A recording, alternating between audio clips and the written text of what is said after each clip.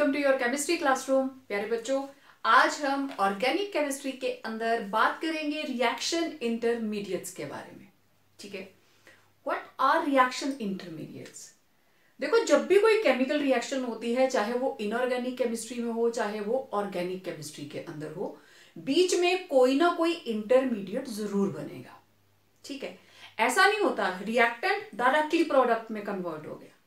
एक स्टेज ऐसी आती है, जैसे मान लो मेरे पास रिएक्टेंट है ए, इसको रिएक्ट करना है बी के साथ और प्रोडक्ट बनेगा 2AB।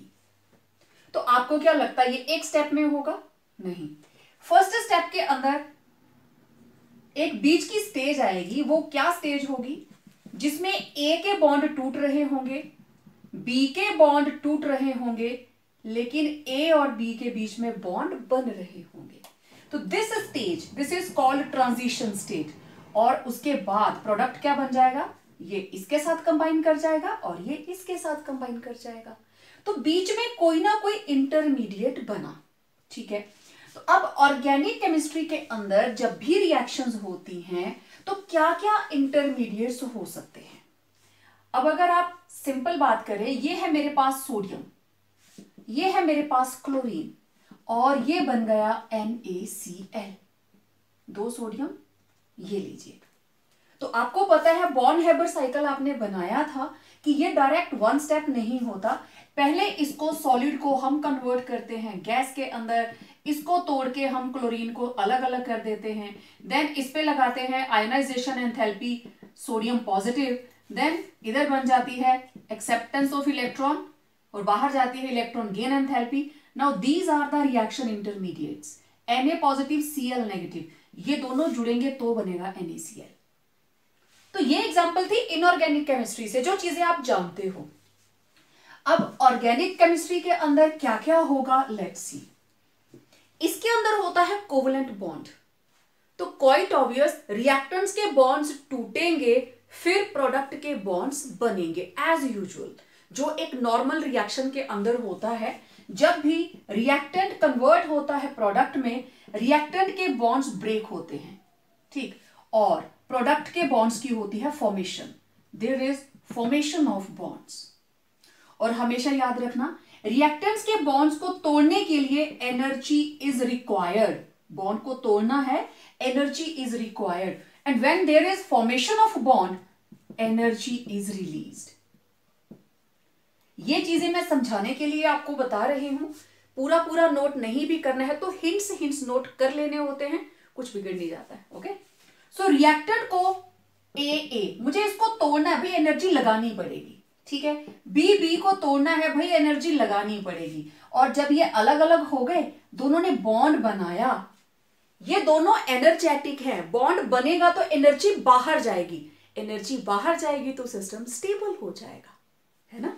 तो इस तरीके से बॉन्ड्स रिएक्टेंट में टूटेंगे, प्रोडक्ट में बनेंगे। तो बीच का इंटरमीडिएट क्या है, किस तरीके से ऑर्गेनिक केमिस्ट्री के अंदर रिएक्शंस प्रोसीड करती हैं, कोई ज्यादा नहीं है, 2 या 3 हम स्टडी करेंगे। टोटल 5 तरह के रिएक्शन इंटरमीडिएट्स रहते हैं। थोड़ी थोड़ी बात करेंगे उनकी हाइब्रिडाइजेशन क्या है, specially focused on 1 mark questions, right. Okay, तो मेरे साथ साथ ही नोट कीजिए।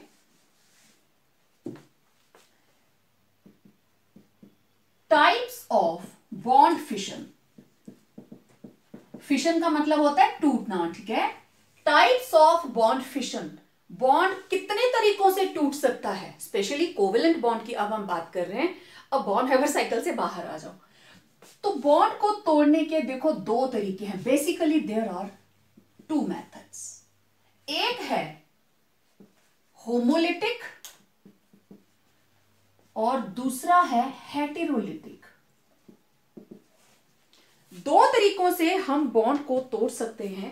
एक है होमोलिटिक फिशन, मतलब क्लीवेज, दूसरा है हेटेरोलिटिक फिशन। ओके, होमो का मतलब होता है सेम, लिटिक का मतलब to break, lysis mean to break, ठीक है। तो होमोलिटिक मतलब जब बराबरी पे कोई चीज टूटेगी। तो इसमें क्या होता है, होमोलिटिक के अंदर ये मेरे पास कोई 2 एटम्स हैं, दोनों कोवलेंट बॉन्ड से जुड़े हैं। दोनों ने अपना अपना इलेक्ट्रॉन शेयर किया है, तो जब इनमें होगी homolytic fission, what they will get, ये अपना इलेक्ट्रॉन लेके अलग हो जाएगा और ये अपना इलेक्ट्रॉन लेके अलग हो जाएगा।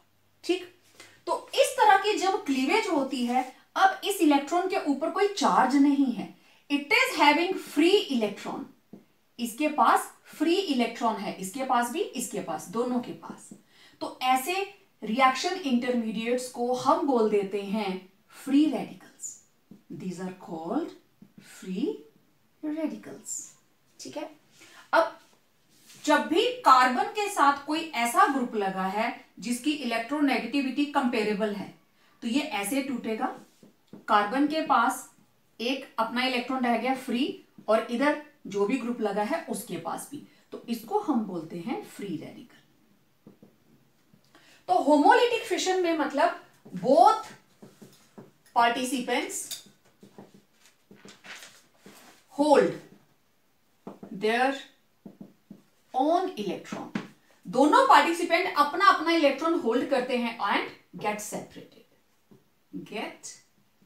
सेपरेटेड। ठीक, आपको सिर्फ याद रखना है, पेपर में कोई पूछने वाला नहीं है कि कैसे बनता है कैसे नहीं बनता है, इनको हम आगे यूज करने वाले हैं। ठीक है, तो ये हुआ होमोलिटिक फिशन। तो होमोलिटिक फिशन से कौन सा रिएक्शन इंटरमीडिएट बनता है? Free radical. बहुत ही एनर्जेटिक स्पीशीज होती है। अब बारी आई हेटेरोलिटिक की। हेटेरो नाम ही बता रहा है डिफरेंट। ओके, तो देखो हेटेरोलिटिक के अंदर मेरे पास दो सिचुएशंस हो सकती हैं।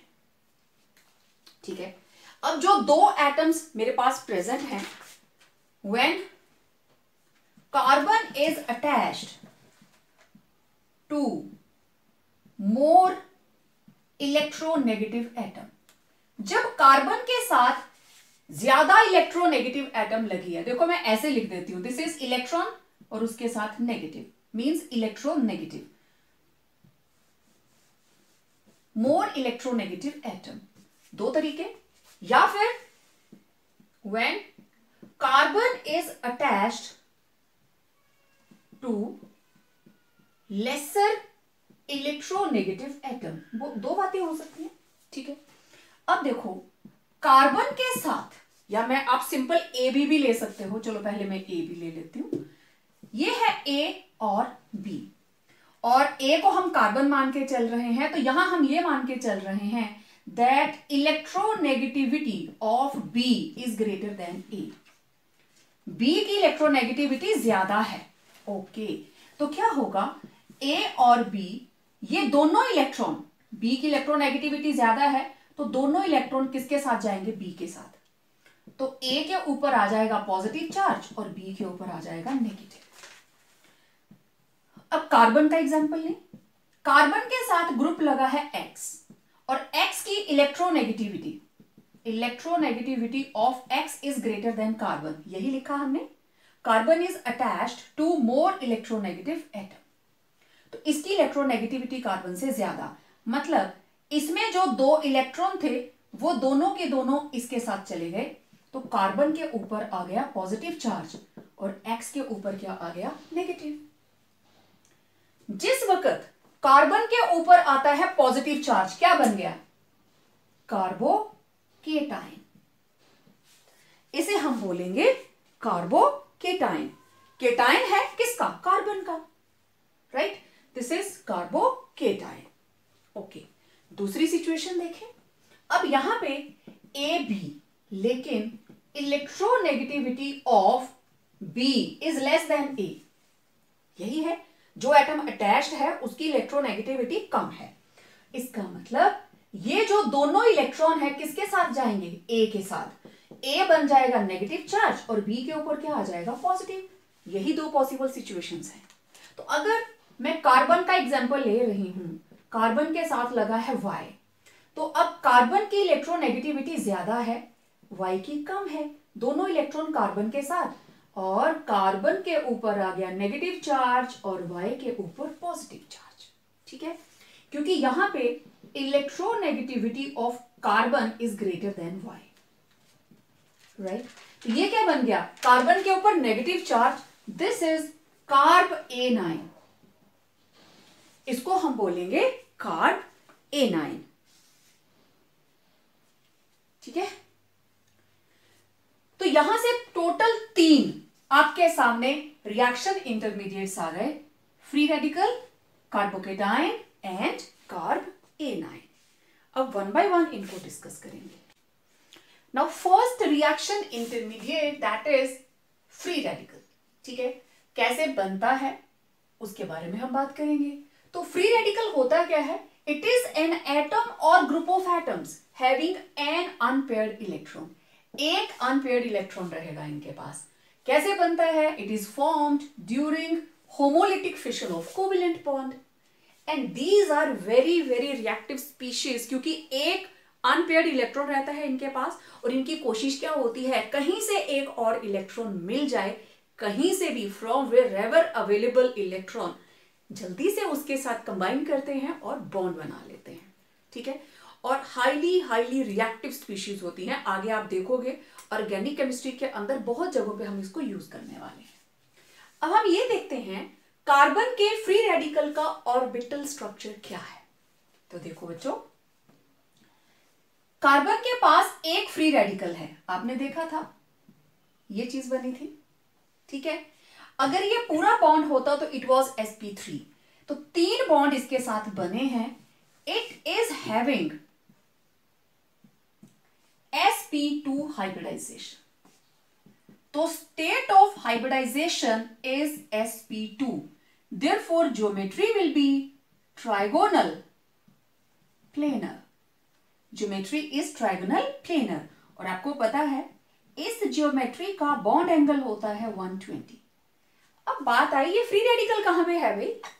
So free radical it is present in unhybridised p orbital. This is unhybridised 2p orbital of carbon, क्योंकि sp2 कार्बन की 2 ऑर्बिटल्स इन्वॉल्व हैं हाइब्रिडाइजेशन में और तीसरी वाली खाली पड़ी है। तो ये रही इसकी ज्योमेट्री, ट्राइगोनल प्लेनर, और ये इलेक्ट्रॉन किसमें प्रेजेंट है? अनहाइब्रिडाइज्ड में। अनहाइब्रिडाइज्ड है तभी मैंने above the plane below the plane दोनों लोब्स बनाई हैं, क्योंकि हाइब्रिडाइजेशन के बाद 2 लोब्स नहीं रहती। तो बॉन्ड एंगल ये रहा, and unpaired electron is present in unhybridized 2p orbital of carbon। ठीक है, तो इसके लिए इतनी ही जानकारी काफी है एक एक नंबर के क्वेश्चंस के लिए। अब कुछ बच्चों को ये थोड़ा सा कंफ्यूजिंग लग रहा होगा, मैं यहां बता देती हूं।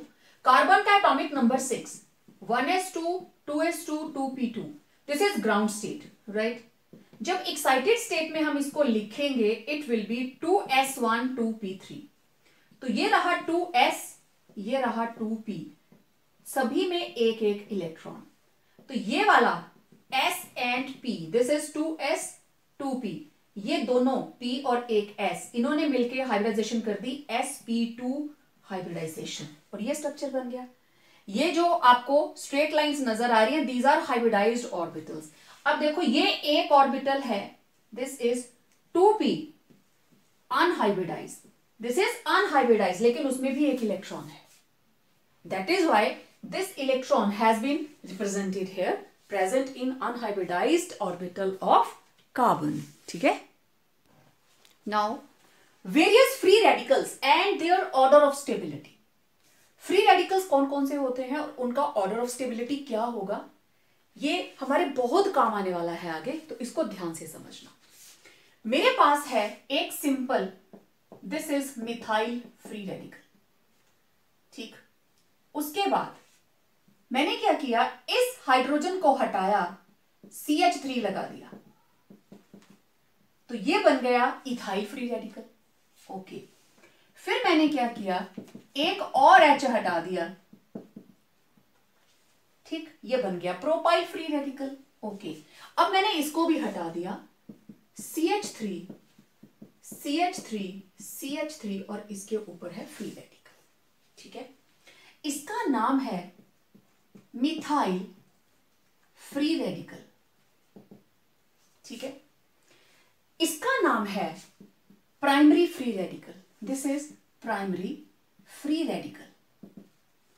इसका नाम है सेकेंडरी फ्री रेडिकल, इसका नाम है टर्शरी फ्री रेडिकल। अब ये आपके लिए एक नई टर्म आ गई, प्राइमरी, सेकेंडरी एंड टर्शरी। तो मैं पहले आपको ये बताने लगी प्राइमरी किसको बोलते हैं, सेकेंडरी किसको बोलते हैं और टर्शरी किसको बोलते हैं। ठीक है, तो देखो, जिस कार्बन के ऊपर फ्री रेडिकल है वो आगे कितने कार्बन से जुड़ी है, that will decide it's nature.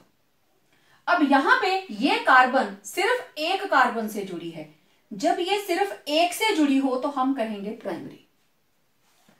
अगर ये दो कार्बन से जुड़ी है, ये कार्बन दो कार्बन से जुड़ी है, तो दिस कार्बन इज सेकेंडरी। जिस कार्बन के ऊपर फ्री रेडिकल है वो तीन कार्बन से जुड़ा है, दिस इज कॉल्ड टर्शरी। ठीक है, तो अब जरा इस स्ट्रक्चर में मेरे को बताना, ये मैंने बना दिया स्ट्रक्चर CH3 CH3 CH3। देखो ये कार्बन कितने कार्बन से जुड़ा है, this carbon is bonded to only one carbon, तो इसका मतलब ये कार्बन क्या है, प्राइमरी। ये कार्बन कितने से जुड़ा है, सिर्फ एक के साथ, this is also primary. This carbon is bonded to one carbon, this is also primary. लेकिन ये कार्बन एक, दो, तीन से जुड़ा है, तो this particular carbon is tertiary. समझ आ गई। कार्बन के लेफ्ट राइट आपने देखना है how many carbon are there. अगर सिर्फ एक कार्बन है, जैसे कि ये रहा, तो प्राइमरी फ्री रेडिकल, इसमें दो हैं सेकेंडरी फ्री रेडिकल और इसमें तीन हैं टर्शरी फ्री रेडिकल। तो इसके बेस पे भी ये ट्राइबल सिस्टम है, लेकिन अभी भी हम इसको यूज करते हैं। What are primary, secondary and tertiary carbons, right. Okay, तो जो कार्बन एक से जुड़ी है वो प्राइमरी, दो से जुड़ी है तो सेकेंडरी, तीन से जुड़ी है तो टर्शरी। ओके, अब हमें देखना है इसका ऑर्डर ऑफ स्टेबिलिटी। ठीक, it will be explained on the basis of hyper conjugation. हम इसको एक्सप्लेन करेंगे on the basis of hyper conjugation. ठीक है, अब देखो, ऑर्डर ऑफ स्टेबिलिटी वो मैं बाद में लिखती हूं, it can be explain on the basis of hyper conjugation. क्या आएगा वो हम देखते हैं। ठीक, तो हम लिखेंगे due to presence of alkyl groups in free radical,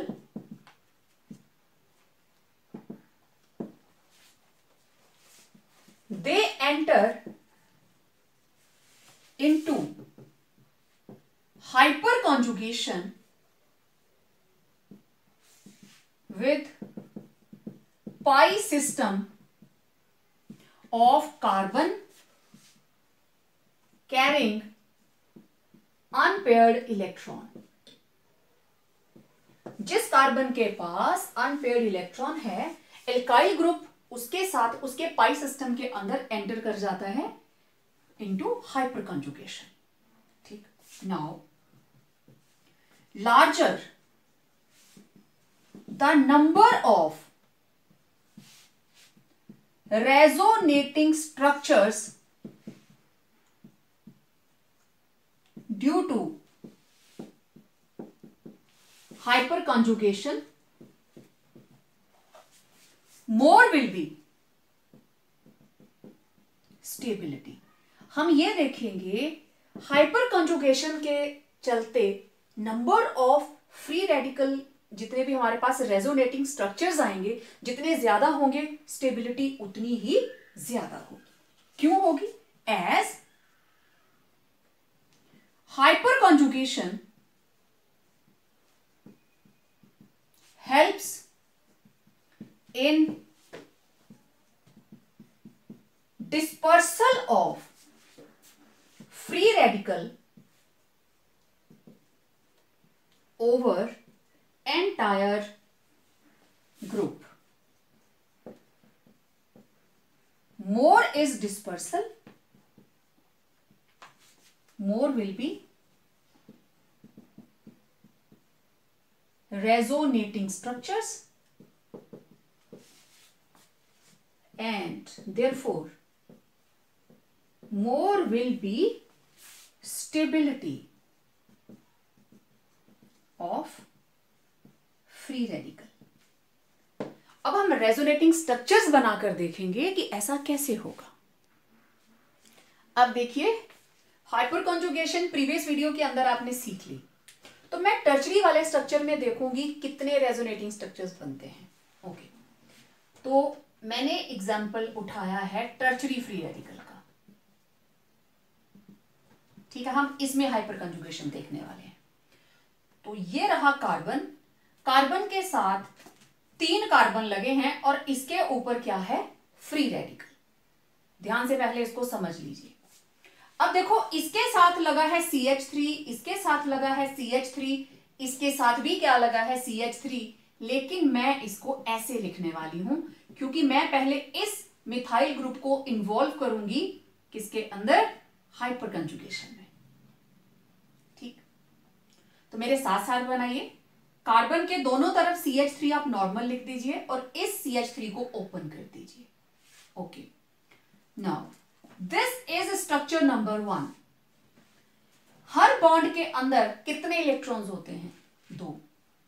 तो मैं, आपको पता है हमेशा CH बॉन्ड इन्वॉल्व होता है हाइपर कंजुगेशन में. ये इलेक्ट्रॉन किसमें प्रेजेंट है, ये जो कार्बन का फ्री इलेक्ट्रॉन है, this is present in 2p, मतलब pi system. It is present in 2p means pi system. Okay, और ये रहा CH में कौन है, सिग्मा बॉन्ड. यही हाइपर कंजुगेशन होती है, sigma bond enters in pi system. Okay, ये जस्ट आपको समझाने के लिए मैंने लिखा था, पता होना चाहिए आपको. तो अब इधर ये जो सिग्मा बॉन्ड है ये इन्वॉल्व हो जाएगा इसके साथ, क्योंकि ये है 2p मतलब पाई सिस्टम.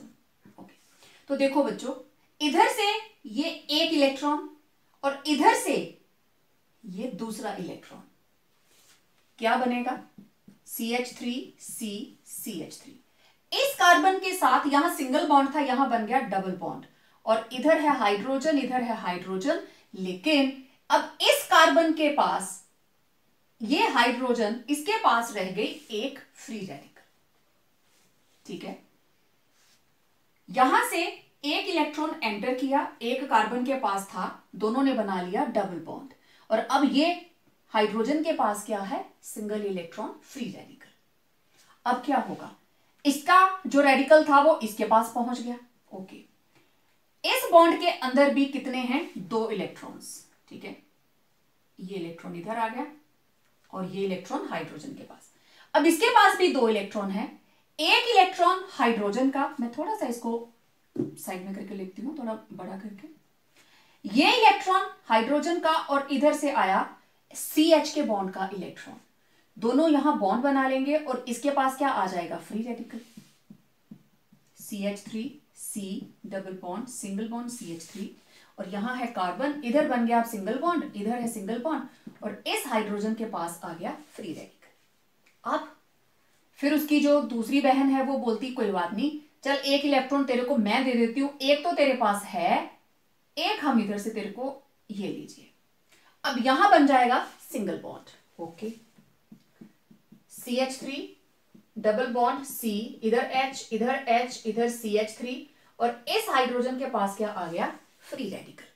मतलब जो फ्री रेडिकल इधर कार्बन के पास था, जैसे ही हाइपर कंजुगेशन स्टार्ट हुई, वो तीनों हाइड्रोजन के पास डिस्पर्स हो गया, घूमने चला गया. 3 स्ट्रक्चर्स बन गए. ठीक है, structure number 1, 2, 3 and structure number 4. अब देखो, इधर से आया ये वाला इलेक्ट्रॉन और ये जो पाई सिस्टम है, एक इलेक्ट्रॉन आया वहां से, तो ये क्या बन जाएगा, CH3, इधर बन गया अगेन CH3, और इधर भी बन गया CH3, और इस कार्बन के पास वापिस क्या आ गया, फ्री रेडिकल. देख लीजिए. चलो मैं इसको ओपन करके लिख देती हूँ सो दैट आपको ध्यान रहे. अब इधर बन गया सिंगल बॉन्ड, इधर बन गया सिंगल, इधर बन गया सिंगल, और ये रेडिकल फिर से किसके पास आ गया, कार्बन के पास. अब जरा ध्यान से देखो, फिर से कौन सा स्ट्रक्चर बन गया, सेकेंड। अब देखो ये फिर से फर्स्ट स्ट्रक्चर आ गया।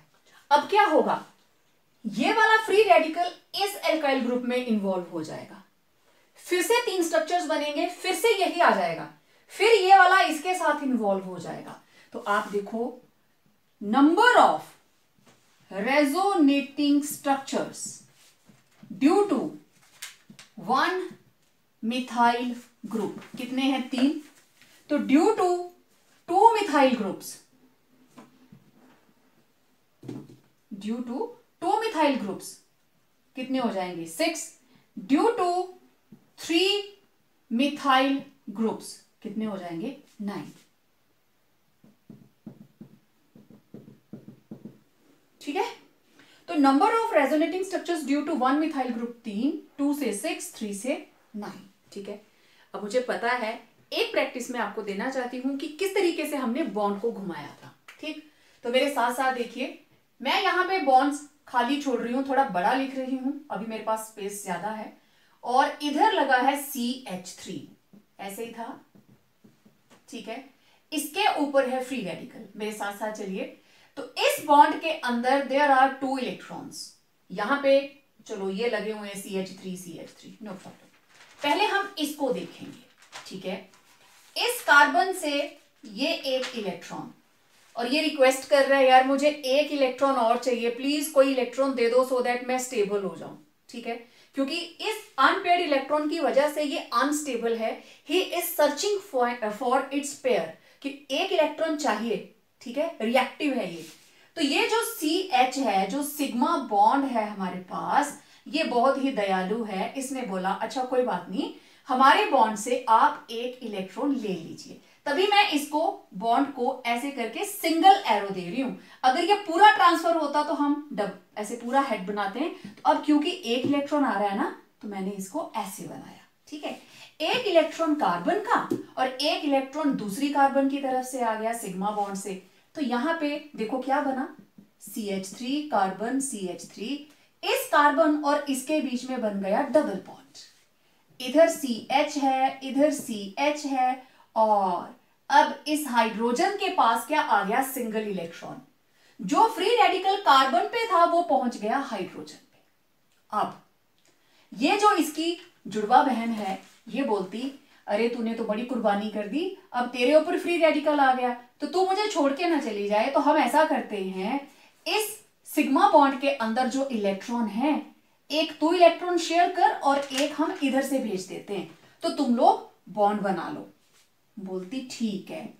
तो ये देखो इस तरीके से अब डबल बॉन्ड, इधर बन गया सिंगल बॉन्ड, इधर सिंगल बॉन्ड है पहले से ही, लेकिन जो कुर्बानी देगा उसको तो थोड़ा सा हैंडल करना पड़ेगा। अब इसके पास पहुंच गया, इसका फ्री रेडिकल इसने अपने सिर पे उठा लिया। तो इनकी जो एक तीसरी बहन है वो बोलती तुम लोग टेंशन मत लो, हमारे पास भी तो है, तो चल भाई तू ऐसे कर, ये ले शेयर कर ले। तो फिर क्या हुआ, यहां पे CH3 एज इट इज, यहां पे डबल बॉन्ड कार्बन, इधर बन गया सिंगल बॉन्ड, और इस हाइड्रोजन के पास फ्री रेडिकल। अब इस कार्बन ने अपना फ्री रेडिकल इस ग्रुप को दिया, तो तीनों हाइड्रोजन्स ने उसको बांटकर संभाल लिया। ठीक है, एक को बोझ नहीं उठाने दिया, वो शफलिंग होती गई। तो लास्ट में क्या हुआ, इधर से एक इलेक्ट्रॉन, और यहां जो पाई सिस्टम में इलेक्ट्रॉन्स थे, ये रहा दूसरा इलेक्ट्रॉन, और अल्टीमेटली ये बन गया, तीनों हाइड्रोजन नॉर्मल में आ गई, ये बन गया सिंगल बॉन्ड, इधर लगा है CH3, इधर लगा है CH3, और कार्बन के ऊपर फ्री रेडिकल वापस आ गया। तो आप देखो, आपने स्ट्रक्चर 1 से स्टार्ट किया था, स्ट्रक्चर 2 बन गया, स्ट्रक्चर 3 बन गया, स्ट्रक्चर 4 बन गया, और ये फिर से क्या बन गया, स्ट्रक्चर 1। अब स्ट्रक्चर 1 का इसके ऊपर रोटेशन हो गई, फिर ये बोलता है कोई बात नहीं, मेरे साथ एक और भी तो ग्रुप है, चलो मैं उनके साथ अपना बोझ हल्का कर लेता हूं। तो अब मैं इसको दोबारा लिखने लगी, अब मैं इसको लिख दूंगी CH3, इसके ऊपर है फ्री रेडिकल, और इस बॉन्ड को मैंने ऐसे खोल के लिख दिया, और इसको मैंने ऐसे रहने दिया। फिर से कहानी शुरू हो जाएगी, एक इलेक्ट्रॉन यहां से आएगा, एक इलेक्ट्रॉन यहां से आएगा, और इनके बीच में ये बन गया HC free radical, double bond C, CH3, CH3। तो इस तरीके से अब ये हाइड्रोजन के पास आ गया फ्री रेडिकल, फिर ये भेज देगी, फिर ये भेज देगी, तो इस मिथाइल ग्रुप की वजह से भी क्या हो जाएगा, 3 स्ट्रक्चर्स आएंगे। आप समझे, एकदम से थोड़ी ना हम 9 बना देंगे। ये बना स्ट्रक्चर 1, फिर आप उसको ऐसे खोल के लिख लो, ये भी स्ट्रक्चर 1 ही तो है। फिर अगेन ये बन जाएगा 2, या जो जब इस पे आएगा तो बन जाएगा स्ट्रक्चर 3, जब इस पे आएगा तो 4, फिर से वो शफलिंग होगी तीसरी कार्बन हाइड्रोजन से घूम के, फिर आप तीसरे वाले को ले लीजिए। मतलब कहने का, एक मिथाइल ग्रुप की वजह से 3 स्ट्रक्चर्स बन रहे हैं। आपको सिर्फ पता होना चाहिए इलेक्ट्रॉन को किस तरीके से हाफ हेडेड एरो देखे रोटेट करना है, ठीक है। फिर भी कोई दिक्कत रह जाती है, do write in comment section, I will help you out. As number of methyl groups are largest in tertiary free radical, कितने हैं, 3। therefore number of resonating structures are maximum, that is 9 in tertiary free radical as compared to 6 किस में थे, secondary free radical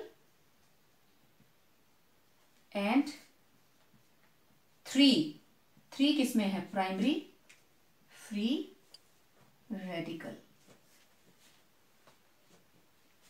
ठीक है। अब इसके बाद फिर से आप ऑर्डर की बात करेंगे, सबसे ज्यादा अब किसके अंदर आ गए, इसको आप फिर से लिखिए, दिस इज मिथाइल। इसके अंदर आया नो रेजोनेटिंग स्ट्रक्चर, इसमें आए 3, इसमें आए 6 और इसमें आए 9, ठीक है। अब मैं इसको हटा देती हूं क्योंकि अब आप लास्ट इसका लिखेंगे। देयरफॉर आपने पीछे लिख दिया कि मैक्सिमम किस में है, टर्चरी के अंदर, ठीक है। 10 order of stability of free radical is tertiary, then secondary, then primary, then methyl. This will be the order of stability. देखो, टर्चरी अगर सबसे ज्यादा स्टेबल है तो फिर सबसे ज्यादा रिएक्टिव कौन है, methyl. And order of reactivity is methyl, then primary, then secondary, then tertiary. So carbocation, as the name indicates, यहां कार्बन के ऊपर पॉजिटिव चार्ज आने वाला है। So it's a group of atoms which contain positively charged carbon atom, और इसके surrounding how many electrons, 6, क्योंकि ये तीनों तरफ bonded है और एक तरफ positive charge, तो 2, 4, 6, it will always have 6 electrons in its valence shell, ठीक है। और बनता कैसे है, it is obtained by heterolytic fission। 1 mark question, heterolytic fission कैसे, ये कोई भी कार्बन के 4 बॉन्ड बने हैं और एक ऐसी एटम लग गई जिसकी electronegativity of X is greater than carbon, उस केस में हेटेरोलिटिक फिशन होगा। ये दोनों इलेक्ट्रॉन किसके साथ चले जाएंगे, X के साथ, और कार्बन के ऊपर आ गया पॉजिटिव चार्ज और X के ऊपर negative, so this is called carbocation. अब इसका जरा ऑर्बिटल स्ट्रक्चर देखते हैं, ठीक है। ऑर्बिटल स्ट्रक्चर ये है कार्बन, क्योंकि 3 ही बॉन्ड बने हैं, तो 1, 2, 3 विथ पॉजिटिव चार्ज, ठीक है। सो इसके अंदर है hybridisation, sp2, geometry, trigonal planar, and bond angle, yes, it will be 120, right। अब इसकी जो 2p ऑर्बिटल है अनहाइब्रिडाइज्ड, वो खाली है, carbon atomic number 6, 1s2, 2s2, 2p2। तो एक्साइटेड स्टेट के अंदर हो जाएगा 2s1, 2p3, 2s, 2p। तो एक इलेक्ट्रॉन, एक इलेक्ट्रॉन, एक इलेक्ट्रॉन, क्योंकि एक तो चला गया, पॉजिटिव है ना, तो इट विल बी हैविंग, पहले 3 है, -1 इलेक्ट्रॉन, तो इट विल फॉर्म 1, 2, 3। तो ये वाली क्या हो गई, एम्प्टी। तो अब ये हो गई sp2 हाइब्रिडाइजेशन। तो जो इसका अनहाइब्रिडाइज्ड 2p है, इट इज एम्प्टी, ये खाली है। ठीक है, पॉजिटिव चार्ज का मतलब उसका इलेक्ट्रॉन चला गया। फ्री रेडिकल में अकेला इलेक्ट्रॉन प्रेजेंट था, तो वो हमने वहां पे शो किया था। Now this is empty 2p carbon की।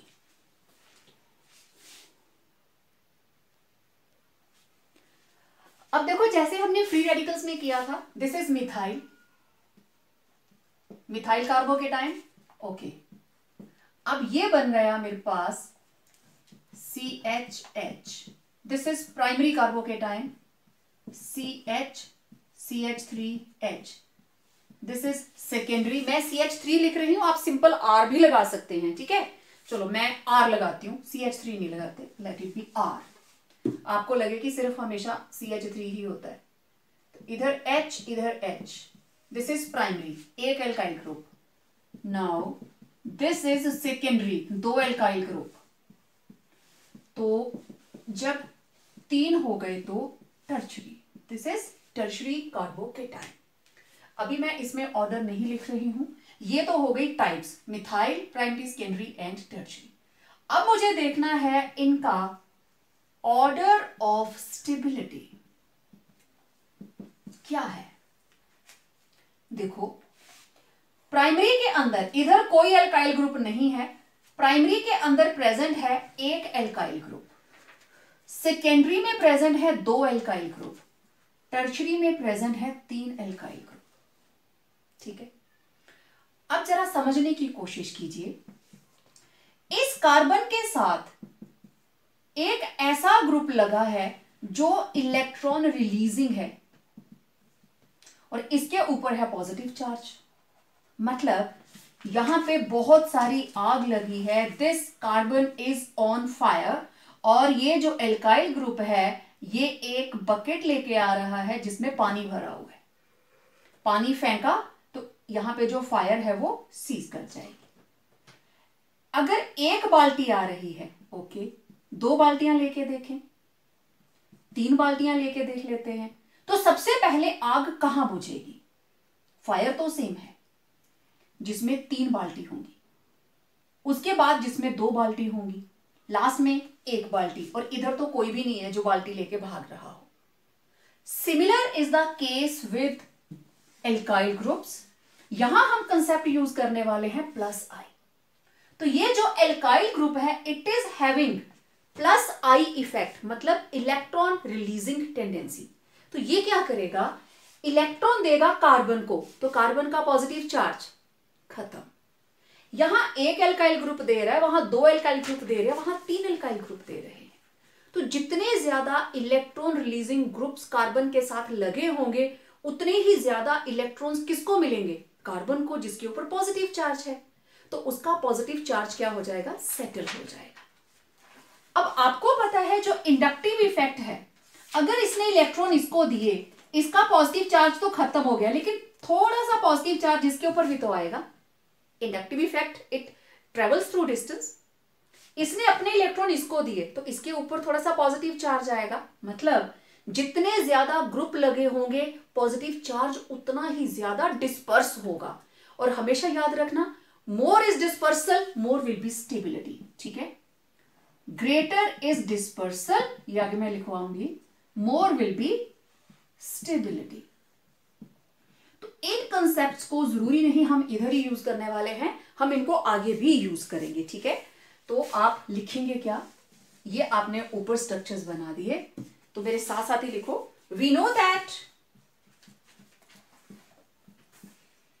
बोर्ड देखने की जरूरत नहीं रहती है, मैं स्लो ही लिखवाती हूं, that alkyl group has plus I effect. Plus I का मतलब इंडक्टिव इफेक्ट है ना, plus I effect, that is electron releasing the alkyl group attached to positively charged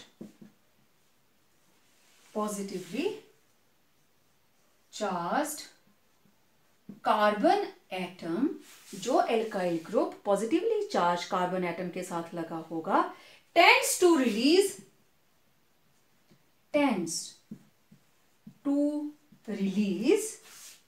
electrons किसकी तरफ को, towards कार्बन, कौन सी वाली, positively charge carbon, towards carbon. तो उससे क्या होगा, as a result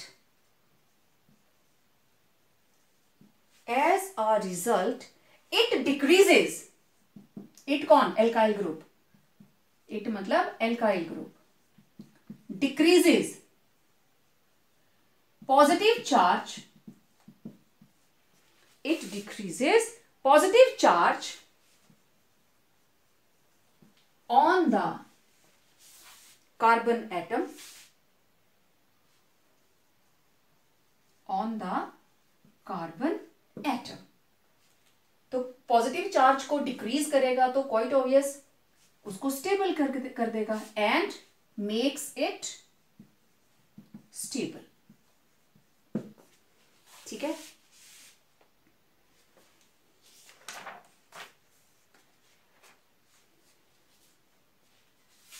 but the alkyl group, due to its plus I effect, itself becomes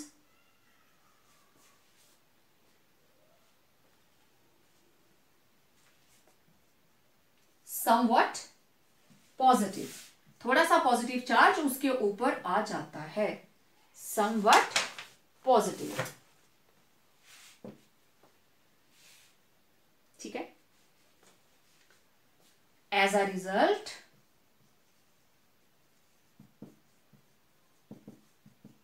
positive charge of carbon atom gets dispersed, positive charge of carbon atom gets dispersed.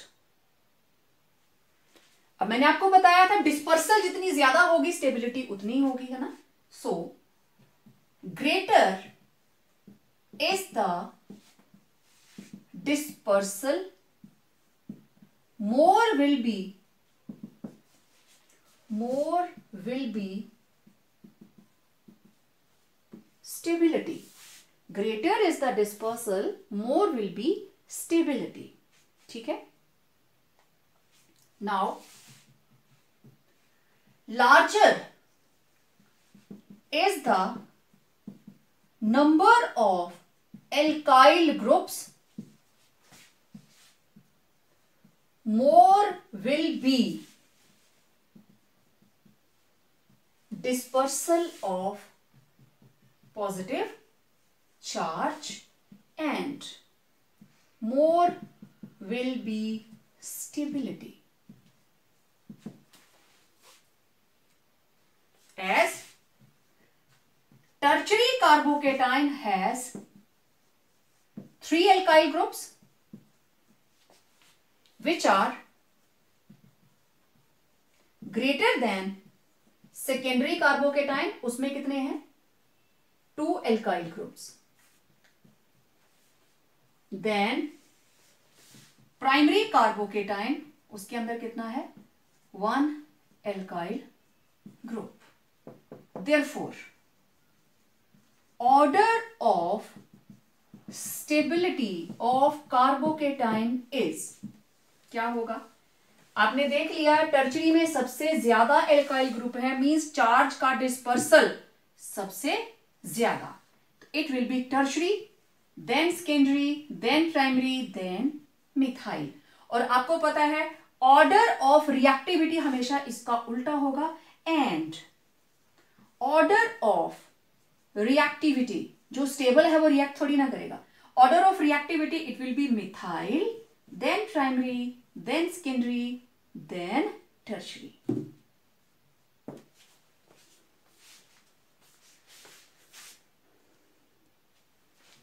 अब देखिए, एक आपने inductive effect का impact बता दिया, tertiary, secondary, primary, methyl बता दिया। Okay, अब देखो on the basis of हाइपोकंजुगेशन,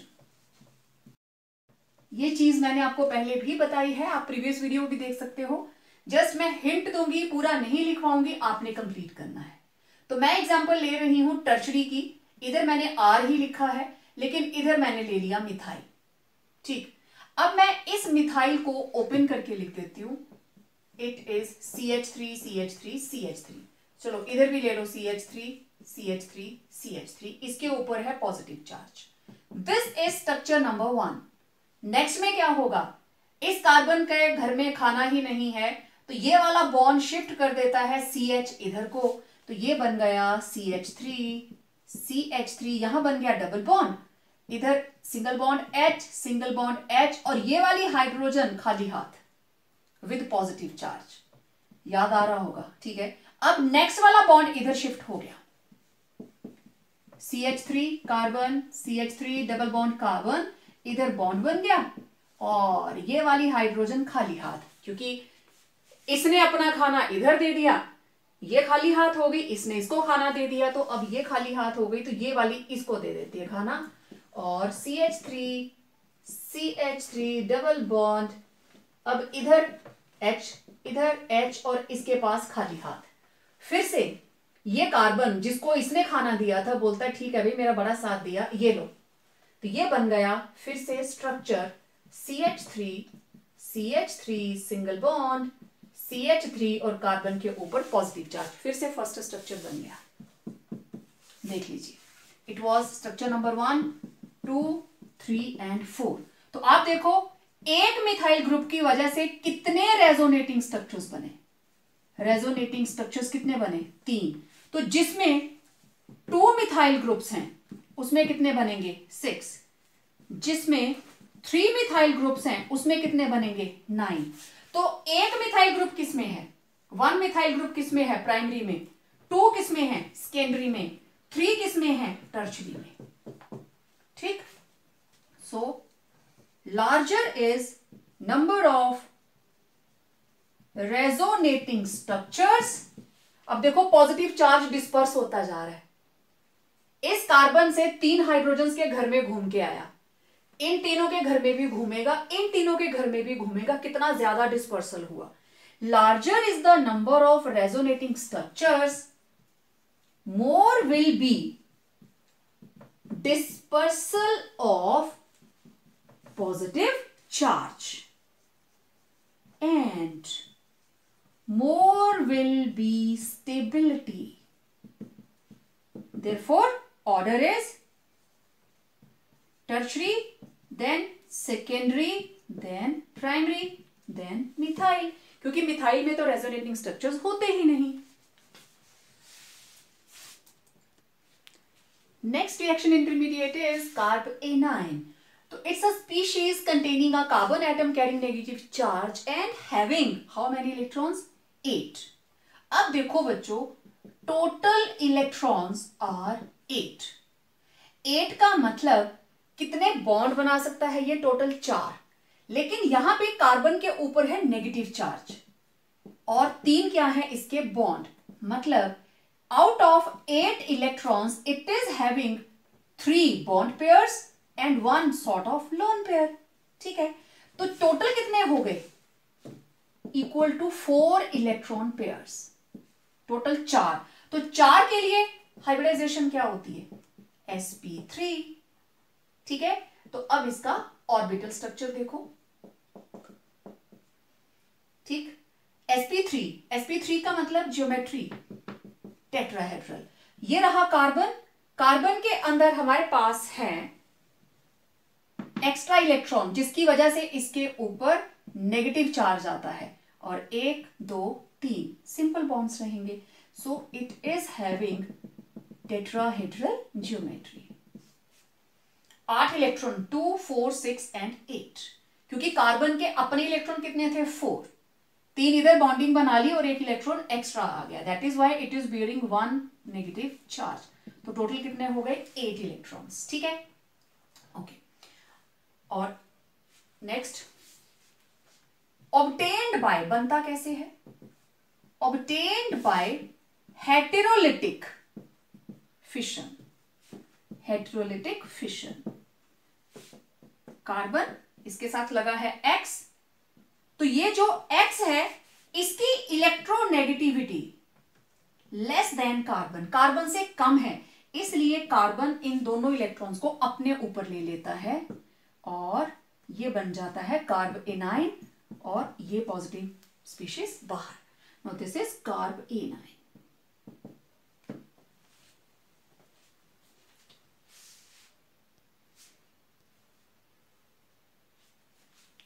types of carb A9 and order of stability, जैसा हमने बाकियों के लिए किया। तो ये रहा हमारे पास CH3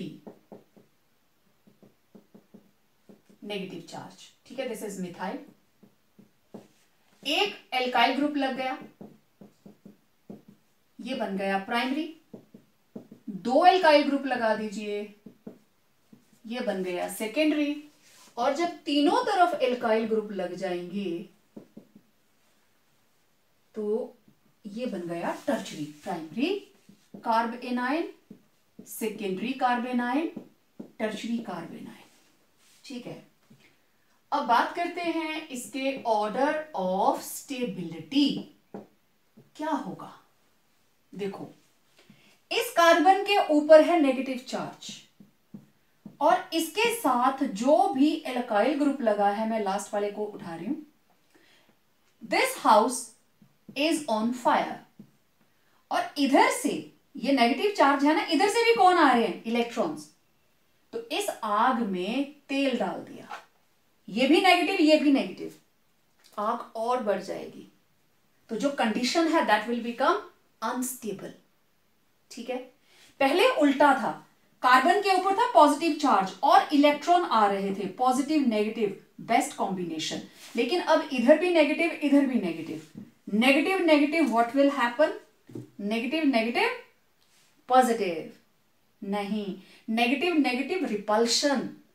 तो इसकी इलेक्ट्रॉन रिलीजिंग टेंडेंसी की वजह से इन दोनों में क्या होगी, रिपल्शन, धक्का मारेगा, नहीं चाहिए तेरे इलेक्ट्रॉन, मैं ऑलरेडी नेगेटिव हूं। तो जिसके अंदर 3 ग्रुप हैं वहां तो अनस्टेबिलिटी सबसे ज्यादा, जिसमें 2 है उसमें थोड़ा कम, जिसमें 1 है बिल्कुल थोड़ा सा और कम, ये सबसे खुश कि मेरे को इलेक्ट्रॉन भेजने वाला कोई नहीं है, नेगेटिव चार्ज है तो कोई बात नहीं, इनकी तरह मेरे को किसी के साथ झगड़ा करना नहीं पड़ रहा, that I don't need your electrons, I am already unstable, I am already disturbed, don't disturb me. So अब यहां पे ऑर्डर ऑफ स्टेबिलिटी के लिए हम किसकी बात करेंगे, इंडक्टिव इफेक्ट के बारे में। ठीक है, तो आप मेरे साथ ही नोट करेंगे, alkyl group has plus I effect. Alkyl group हमेशा प्लस आई इफेक्ट लेके आता है। It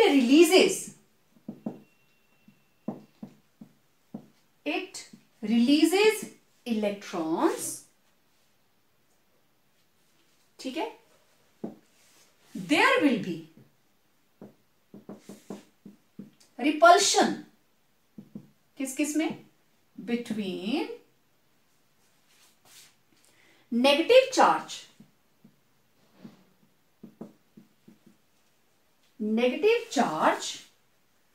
present over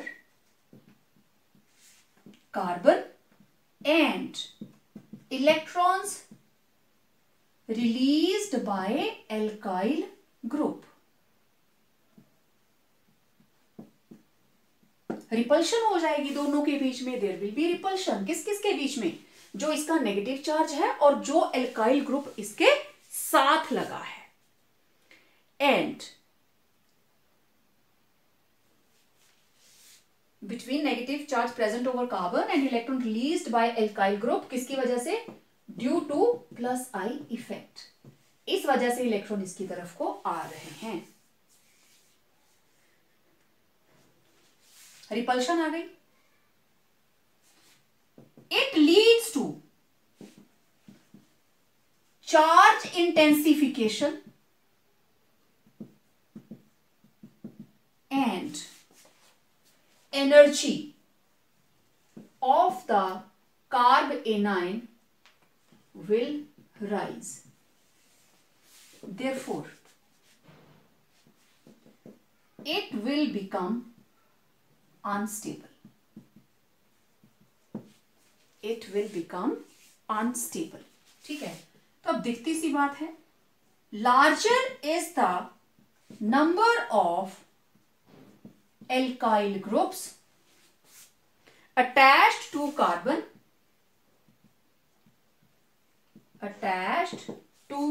carbon carrying negative charge,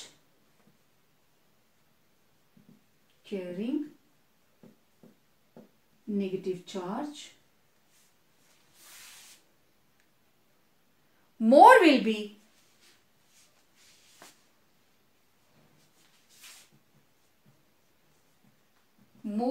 be repulsion. Therefore, lesser will be stability. जितनी ज्यादा रिपल्शन होगी स्टेबिलिटी उतनी ही कम होगी. ठीक है. lesser will be stability. Now number of alkyl groups in tertiary carbocation are 3, which are greater than secondary carbanion. उसमें कितने हैं? 2. greater than primary carbanion. उसमें कितने हैं? 1 alkyl group. Thus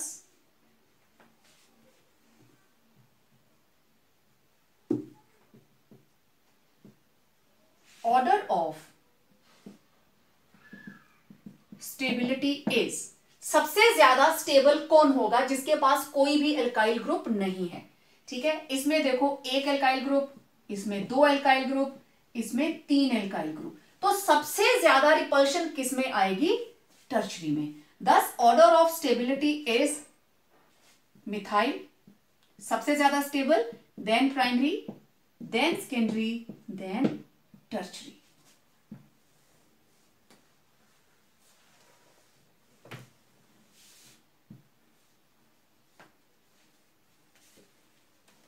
ठीक है.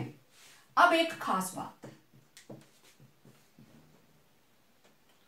Presence of electron releasing alkyl groups increases electron density over carbon carrying negative charge, therefore making it more reactive. इस चीज को समझना. एल्काइल ग्रुप प्रेजेंट है मतलब जिस कार्बन पे नेगेटिव चार्ज है उसके ऊपर इलेक्ट्रॉन डेंसिटी और बढ़ गई, मतलब उसकी रिएक्टिविटी और बढ़ गई. रिएक्टिविटी बढ़ेगी तो स्टेबिलिटी घटेगी. ठीक है. Making it more reactive. thus tertiary carbanion will be most reactive and least stable. ठीक है. thus order of reactivity उल्टा हो जाएगा. tertiary, then secondary, then primary, then methyl. तो ये था order of stability of carb anion. अब देखो next reaction intermediate is carbenes, very very important. बहुत सिंपल सा ये इंटरमीडिएट है। पहली चीज, it is neutral. Divalent carbon, carbon दो मोनो एटॉमिक एटम से जुड़ेगा या ग्रुप ऑफ एटम, कुछ भी हो सकता है, एनी ग्रुप, और इसके पास दो अनपेयर्ड इलेक्ट्रॉन्स हैं। ठीक है, अब जैसे ये है मिथाइलिन, ठीक है, and this is dichloro carbene, this is methylene carbene and that is डाइक्लोरोकार्बीन। ठीक है, so it is neutral divalent carbon intermediate in which carbon is covalently bonded to two monovalent atoms, मैंने अभी आपको दिखाया, and has two non-bonding electrons। ठीक है, तो this is दो एग्जांपल्स मैंने आपके सामने लिखी हैं, मिथिलीन कार्बीन एंड डाइक्लोरोकार्बीन। सिंपल। अब इसकी टाइप्स देखो, दो तरह की होती है ये, एक होती है सिंगलेट और एक होती है ट्रिपलेट। डिफरेंस क्या है? ये दो इलेक्ट्रॉन्स।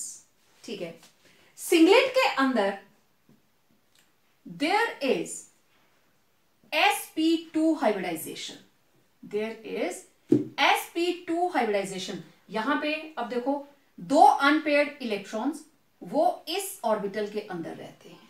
ठीक है, it is having unpaired electron और एक इसके पास अनहाइब्रिडाइज्ड ऑर्बिटल रहेगी ही रहेगी। ठीक, हाइब्रिडाइजेशन इज sp2, और ये जो दो अनपेयर्ड इलेक्ट्रॉन्स हैं, अनपेयर्ड इलेक्ट्रॉन्स आर पेयर्ड, एक ही ऑर्बिटल में प्रेजेंट है।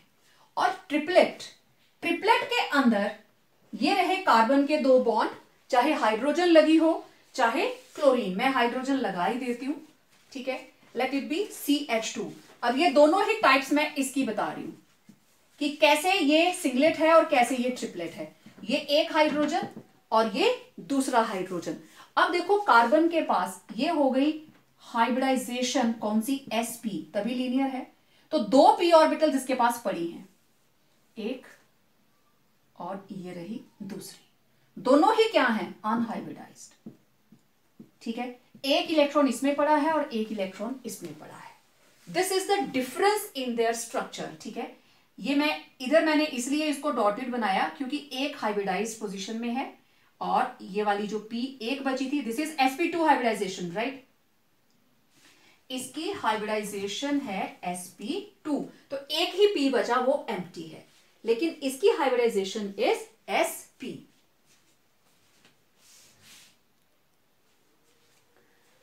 It is having sp hybridization, तो इसका जो स्ट्रक्चर है that is linear, it is having linear geometry, और इसके पास क्या है?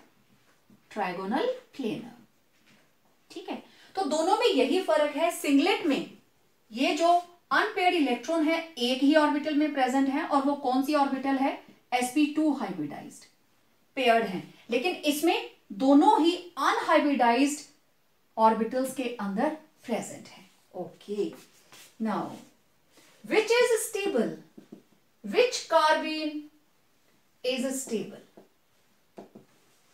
ठीक है, अब देखो, सिंगलेट में दोनों अनपेयर्ड इलेक्ट्रॉन इकट्ठे हैं, लेकिन ट्रिपलेट में दोनों अलग अलग हैं।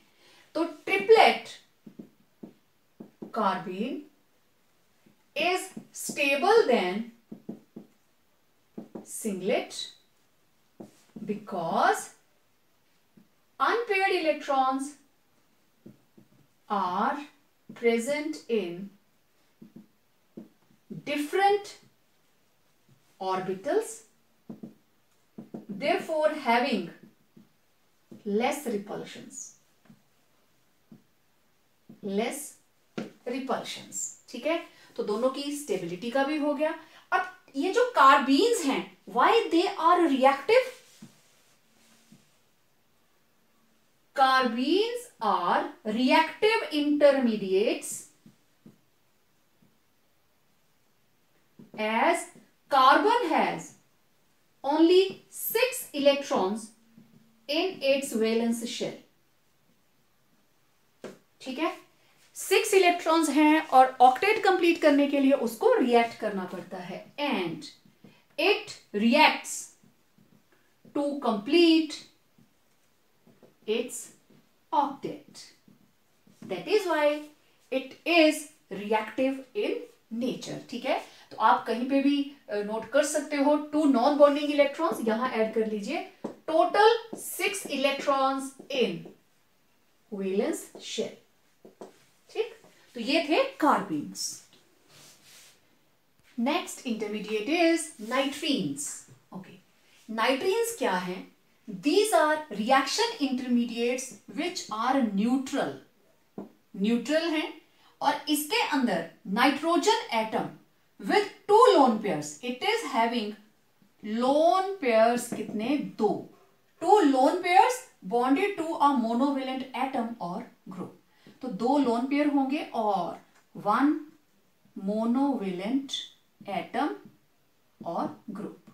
तो total electrons around nitrogen, nitrogen has 6 electrons in its valence shell.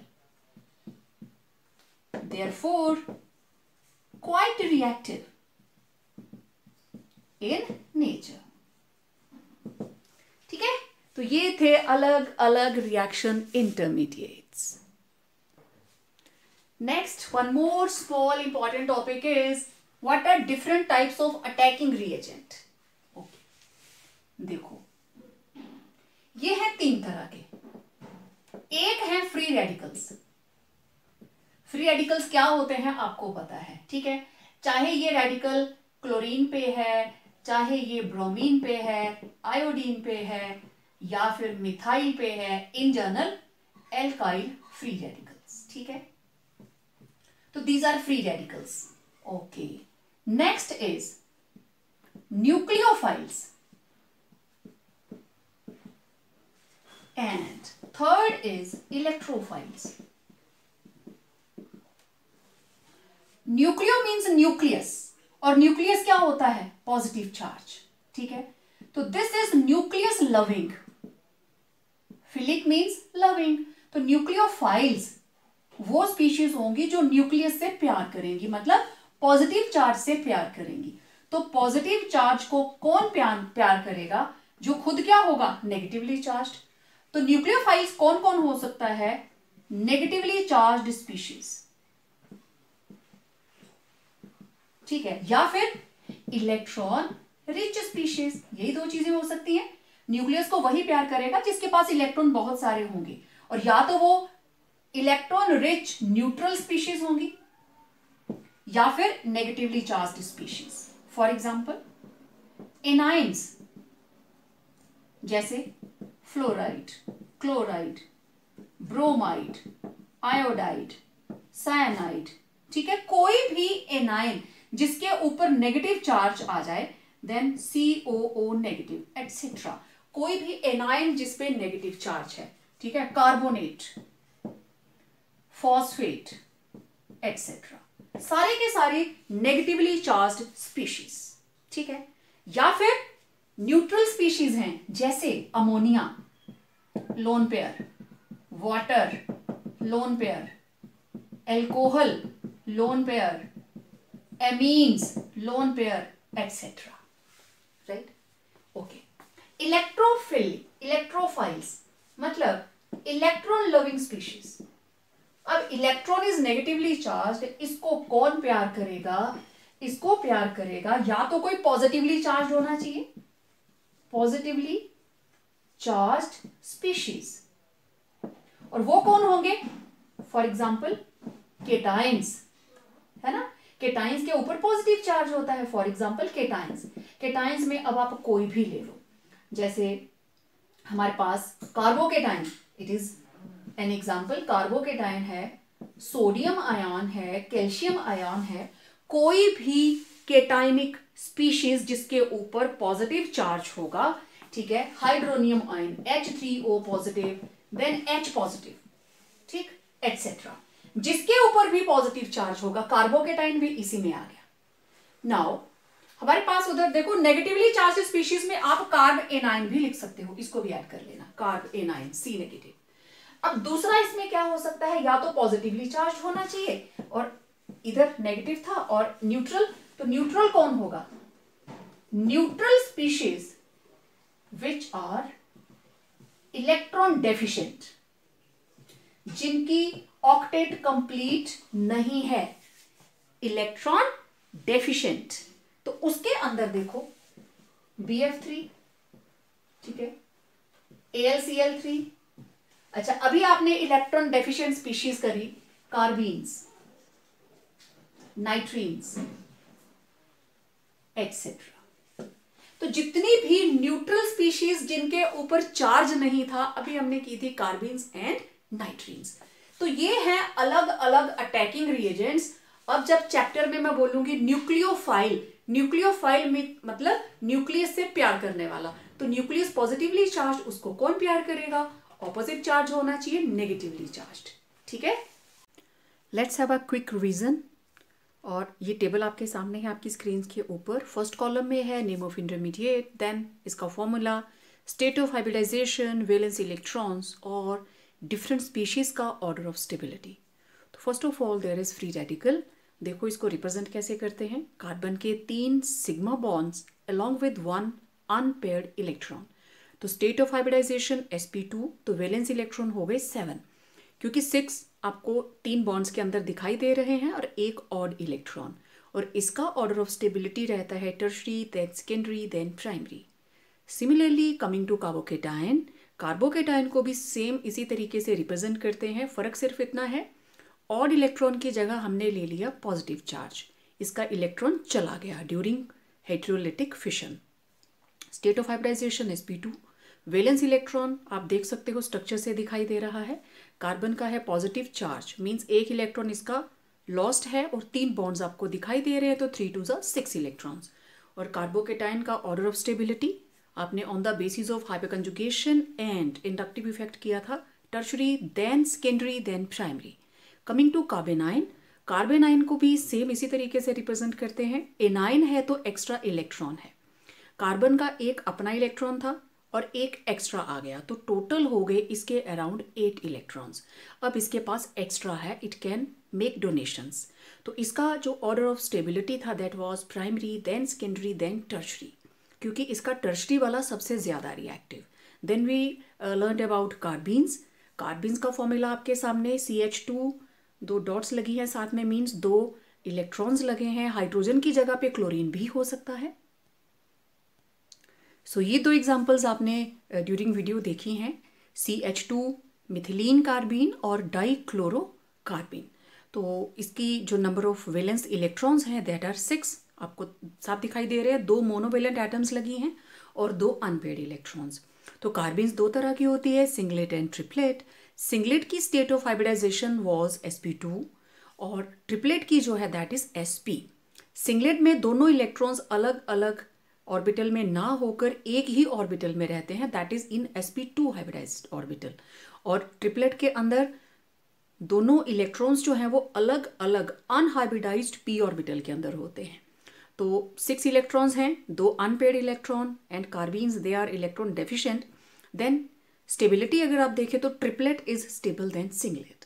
Similar is the case with nitrene, it is also having 2 types, singlet and triplet. Represent करते हैं इसको मोनो एटॉमिक, एटम या ग्रुप लगेगा एल्काइल, तो this is alkyl nitrene. 2 lone pair रहते हैं, total 6 electrons आप count करके देख लीजिए। 4 डॉट्स लगी हैं, मीन्स 2 लोन पेयर्स और एक सिग्मा बॉन्ड, तो टोटल हो गए 6 electrons. And also triplet is stable than singlet. तो this one table, it is more than sufficient for the preparation of your exams.